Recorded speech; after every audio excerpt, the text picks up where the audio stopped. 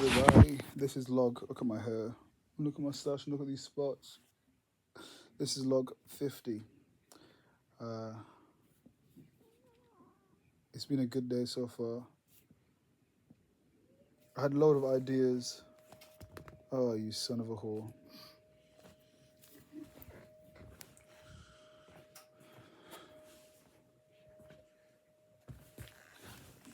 There were some ideas that I wrote down in this book of mine of what the promotion for the play and how the play should be. But basically, I'm trying to relax now because the last few days I've been reading, writing. And when I do that, I then, what's it called, burn myself out, and then I just don't want to do anything. So right now I'm just trying to relax and be like, Amma, calm down. You don't need to do a lot. Plus tomorrow I'm meeting with the ladies to do a writing session. So do you know what I mean? Just relax. Tranquilo, brother. So yeah, but today's been a good day. Been tired. I was doing some research about failure, and it's actually funny that I was doing basically I was looking up like things of history of failure and like what other civilizations or like other philosophers thought failure was to them, like how they looked at failure. But what I really wanted was like some African philosophers. But when I every time I searched African philosophers failure, for example, on Google, it brought up people like Plato and Socrates, and I thought, wait, these people are not African; they're from Greece. And when I clicked on those, it would say that, like for example, Plato and Socrates, they traveled through Egypt, got a load of knowledge, and then when they went back to Greece, they then gave the knowledge that they got given. But I was like, you're still not giving me African philosophers.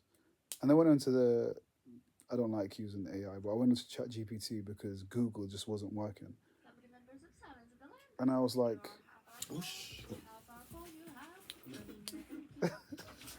I was like, I typed into ChatGPT. I'm paraphrasing now. I can't remember the line for line or bar for bar what I said, but I said something along the lines of, why do I every time I type in African philosophers on Google, like African philosophers or history on Google, it gives me information about Greek philosophers. And then basically what ChatGPT was saying is that I've actually got it on my phone, which is super interesting. And I was like, no effing way.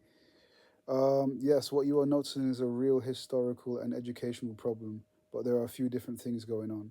It isn't simply that Africa didn't have any philosophers or that the information doesn't exist. Western education made Greece the starting point of philosophy. A major reason you a major reason you repeatedly see Socrates, Plato, Aristotle, Pythagoras, etc., is that modern Western academic philosopher was constructed around a particular story. Philosophy begins in ancient Greece, develops through Rome, medieval Europe, Renaissance, Enlightenment, modern Western philosophy. That narrative became especially influenced from the roughly the 18th century onwards. Scholars increasingly presented philosophy as having a specifically Greek origin, while African and Asian traditions were pushed to the margins. And it carries on talking about, like, of course, with African African philosophy, since Africa's like it's a continent and has so many different countries and so many different languages and so many different cultures that it's hard to pinpoint just one book that can represent that. Like, for example, how the Greeks would have like one book because it's a smaller country. But then it goes on to talk about how a certain somebody pushed the narrative forward that African philosophy was not seen as philosophy. And it has it here. What did it say? It said, Oral traditions were often treated as if they weren't philosophy. This is a really important part of the story. A lot of African intellectual traditions were transmitted through oral transitions. Proverbs, poetry, storytelling, religious traditions, political institutions, and the teachings of sages, rather than through the kind of philosophical books that survived from Greece. No, that wasn't the bit. Where is it? I can't find it. I can't find it. But it was just quite interesting how.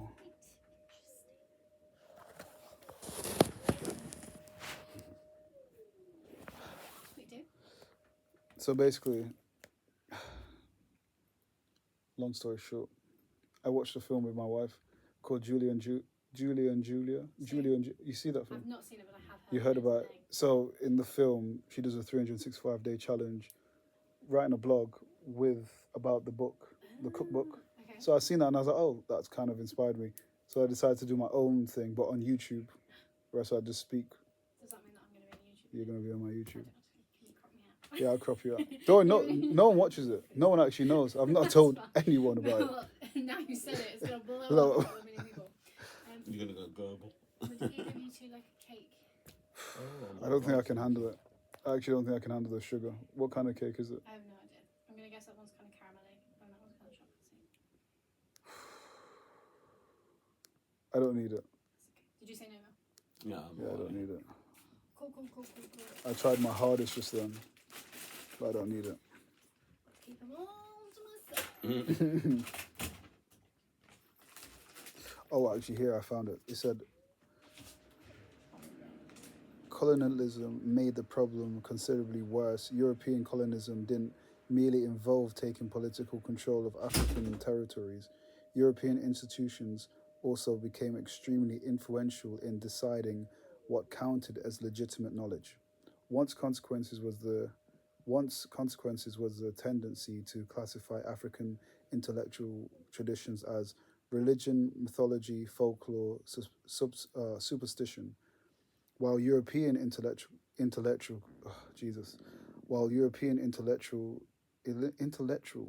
traditions were classified as philosophy, theology, political theory, and science. The distinctions wasn't neutral. And then it goes on to talk about a person who had a hand in pushing Western philosophy rather than pushing African and Asian down the rabbit hole. Jesus, that was a lot. Well, I just found it very interesting. I need to read the rest of it. I'm sorry that you had to listen to me mumble and stumble over the words, but again, I don't care. I love it. But yeah, I just found it so interesting because like every time I tried to Google this, I was like, why are you not showing me what I've typed in? Like you keep giving me something completely different. Ugh. But it is interesting because I wanted to find, like right now, because of like, for example, Odyssey, everyone's going crazy about Homer and Plato and Socrates and all these Greek philosophers and what's it called? What was that? What's the one? What's like Stoicism and all that kind of stuff, and going crazy about Greek philosophy and Greek myths, which are I can't lie, they're sick and I love them myself. But at the same time, I'm a black man and I was like, hey, what about my people? Like, people, other civilizations are shining, but it's like, what about Africa? Like, Africa is a whole ass continent who had kings and kingdoms and beautiful structures and architectural palaces and whatever you want to call it. Like, I need to find the video, but there's an individual. I don't know if he's not a doctor, but he's like a philosopher. He went to Cambridge or Harvard University to do a lecture, and he talks about the African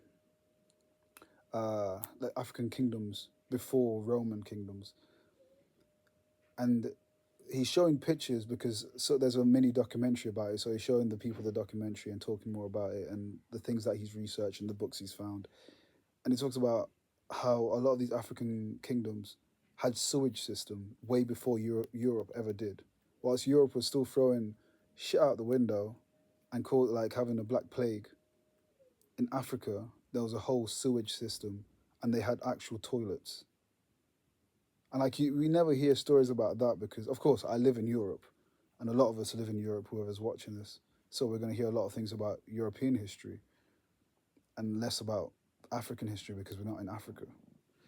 But me, like growing up now, I'm like, yeah, I just want to learn more about my ancestors and the things, and kind of be proud of myself because with the Europeans, a lot of Europeans or just white people who live in America or live in Europe or live in white countries and hear all about their country and the the grand things that that philosophers they have and the architect they have and all the things they've done. Of course, it makes you feel confident in a certain type of way. And for me as a black man, I want to feel that as well. I want to feel confident in myself to think, oh yeah, the people before me did grand and beautiful things. So it allows me to believe in myself to be able to do those grand and beautiful things as well. Ay, ay, ay. And then I started reading this book as well yesterday, Perfume by Patrick Suskind. Probably butchered his name. It's actually a pretty good book. There's a film that people keep telling me about, but I've not watched the film. Ay, ay, ay. Well, thank you guys for listening. I need to buy a new shaver. That's what I'm going to do. I can do my hair. Peace.